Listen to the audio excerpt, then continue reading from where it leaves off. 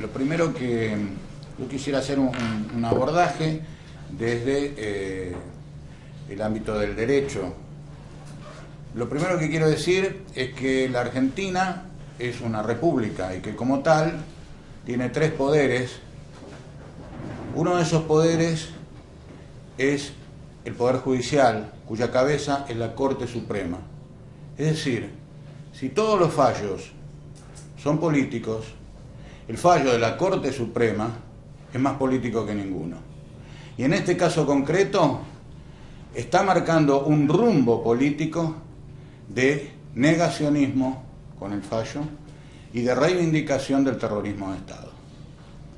Se quiere echar un manto de olvido que no es casual que se combine con otros poderes del Estado, ya que es desde el Departamento Ejecutivo desde donde se ha instado esta política.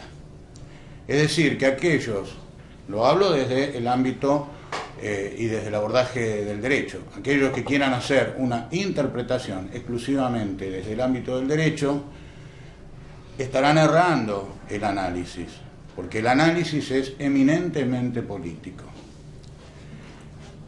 Hay que entender que este fallo es la culminación de un plan sistemático de negacionismo y olvido y de reivindicación del terrorismo de Estado que se implementó en el mismo momento en que asumen las autoridades de este gobierno.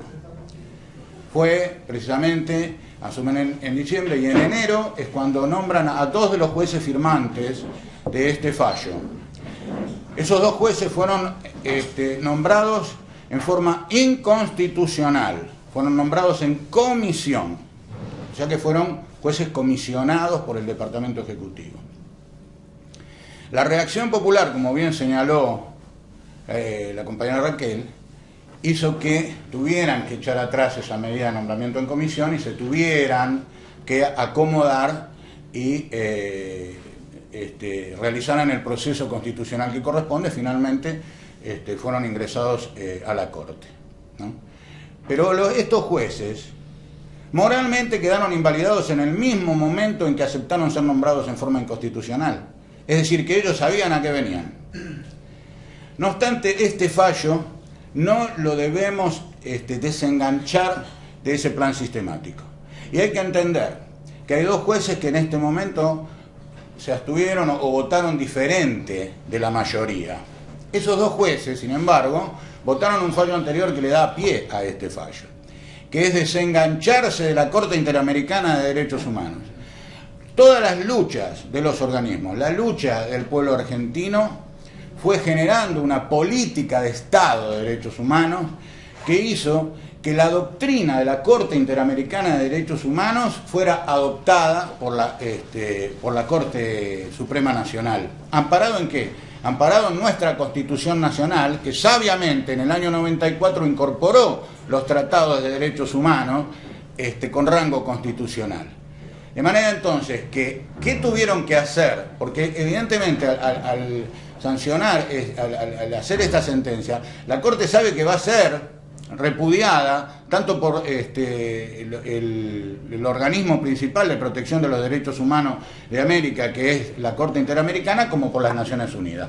Entonces, para poderle dar y para poder sostener este fallo aberrante, primero tuvieron que desengancharse de esa autoridad que fue el fallo anterior que también hemos repudiado, ¿no es cierto? Es decir, no estamos hablando solamente de tres jueces, que todos sabemos, dos fueron nombrados en comisión y una jueza, muy sospechosamente, tiene una negociación con el Poder Ejecutivo que no le apeló la excepción que presentó para poder seguir siendo jueza de la Corte después de los 75 años. O sea que bueno, son tres jueces altamente cuestionados. Y los otros dos son partícipes de esta cadena de fallos que termina en esta situación.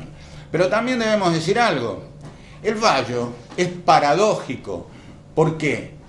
En nuestro país rige el control de constitucionalidad que lo puede realizar cualquier juez. Sin embargo, el máximo organismo, que es la Corte Suprema, es el último eslabón del control constitucional. Sin embargo, este fallo de ese máximo organismo que debe custodiar nuestra Constitución es inconstitucional. Y es inconstitucional porque el delito de lesa humanidad es imprescriptible y es inamnistiable. Y esta conmutación de pena es una amnistía encubierta. Es decir, que hemos vuelto a los tiempos de la amnistía. ¿Quiénes fueron los que se atrevieron a amnistiar? Los propios militares.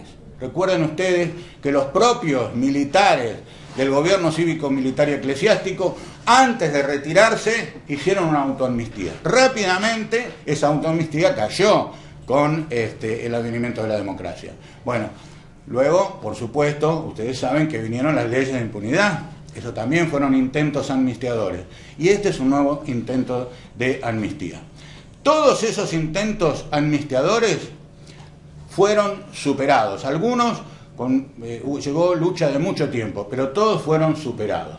No me cabe ninguna duda que la reacción del bien nacido, que la reacción del pueblo argentino, como ha sido siempre, va a estar al lado de los organismos, al lado de las víctimas, al lado de los familiares, y vamos a volver a voltear, vamos a volver a vencer, vamos a volver a torcer el brazo de aquellos muy pocos, pero con mucho poder, que se atreven a enfrentar la conciencia, el espíritu y las políticas de Estado generados por 40 años de lucha y más aún. Así que, desde el equipo de Pablo Yonto, como abogado de la comisión también, nos sumamos a esta convocatoria para mañana a las 6 de la tarde en la Plaza de Mayo, en reivindicación de nuestros 30.000 compañeros detenidos desaparecidos, todas las víctimas, y que nadie se atreva a burlarse de una lucha que es la más alta gesta que el pueblo argentino lleva y a la que no renunciará nunca.